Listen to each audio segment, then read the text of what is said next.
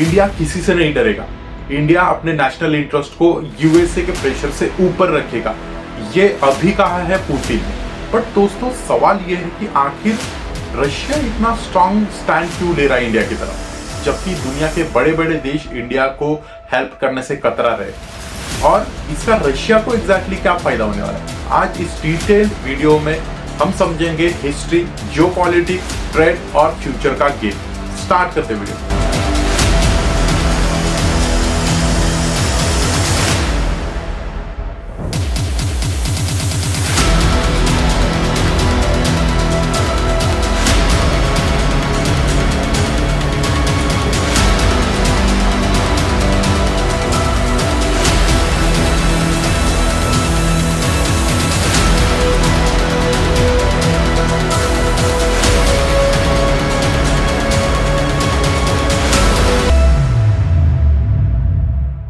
सबसे पहले थोड़ा फ्लैशबैक समझ लो। 1971 Indo Soviet treaty of friendship याद होगी, नहीं है तो बता दूं।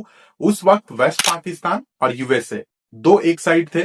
सोवियत यूनियन ने ओपनली इंडिया को सपोर्ट किया था। तब से लेकर अब तक आर्म्स हो गए, न्यूक्लियर एनर्जी हो गई, स्पेस प्रोग्राम्स हो गए। रशिया और इंडिया के एक दूसरे के ट्रस्टेड पार्टनर्स बने हैं। इंडिया के 60% से ज्यादा डिफेंस इक्विपमेंट आज भी रशियन ओरिजिन के हैं। इसलिए रशिया के लिए इंडिया एक सिर्फ मार्केट नहीं, स्ट्रैटेजिक पार्टनर भी है। रिसेंटली पुतिन ने क्लियरली बोला इंडिया ह्यूमिलेशन कभी एक्सेप्ट नहीं करेगा, और अगर इंडिया रशियन ऑयल खरीदना बंद कर दे तो इंडियन इकोनॉमी को लॉस हो सकता है, प्राइस बढ़ सकते हैं। मतलब रशिया ओपनली कह रहा है कि इंडिया को अपने इंटरेस्ट पे स्टिक रहना चाहिए। कितना भी यूएस प्रेशर बनाए, इंडिया को अपने नेशनल इंटरेस्ट पे स्टिक रहना चाहिए, ये क्लियरली कहना है पुतिन का। पर रशिया को इंडिया के सपोर्ट की क्या जरूरत है? ऑयल और एनर्जी मार्केट में सैंक्शन के बाद रशिया का सबसे बड़ा मार्केट जो है एशिया है। इंडिया आज रशिया का थर्ड लार्जेस्ट बायर बन गया ऑयल के बारे में। अगर इंडिया विड्रॉ करेगा तो रशिया का रेवेन्यू कोलैप्स हो सकता है। सिंपल वर्ड्स में, इंडिया रशियन ऑयल खरीदता है जिससे रशिया को पैसे मिलते हैं और इंडिया को चीप एनर्जी मिलती है। दोनों के लिए विन विन सिचुएशन। 2024-25 में इंडिया रशिया ट्रेड ने $65 बिलियन क्रॉस कर लिए, लेकिन इसमें एक इम्बैलेंस है। इंडिया इंपोर्ट ज्यादा करता है, एक्सपोर्ट बहुत कम करता है। अब रशिया चाहता है कि आईटी, फार्मा, एग्रीकल्चर में भी ट्रेड बढ़े, इसलिए चेन्नई कॉरिडोर जैसे प्रोजेक्ट को पुश किया जा रहा है। और नेक्स्ट जो है, जियो पॉलिटिकल बैलेंसिंग भी जरूरी है। रशिया के लिए इंडिया एक कार्ड है।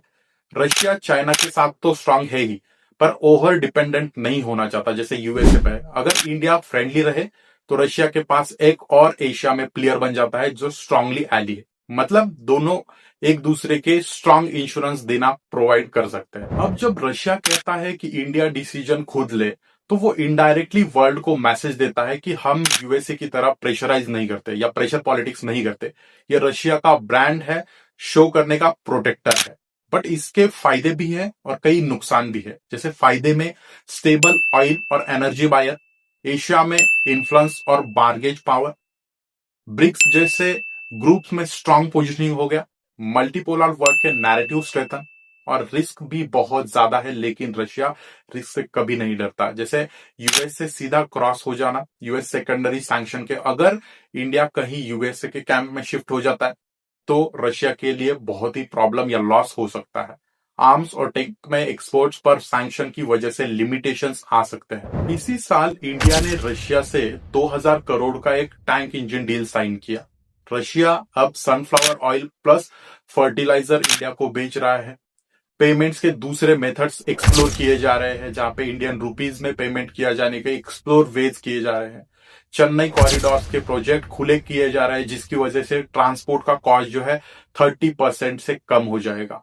ये सारी जो प्रोजेक्ट्स है या ये सारी चीजें हैं, शो करती है कि इंडिया और रशिया की जो दोस्ती है बस ट्रेड डील तक सीमित नहीं रहेगी या बॉर्डर तक सीमित नहीं रहेगी। ये और एक्सप्लोर होगी और बढ़ सकती है आने वाले टाइम पे। यही यहाँ पे एक इंटेंशन दिखाते हैं ये प्रोजेक्ट। अब इसमें सवाल ये है कि क्या इंडिया रशिया के साथ ज्यादा टिल्ट कर पाएगा या फिर यूएसए के साथ बैलेंस बना के रखेगा?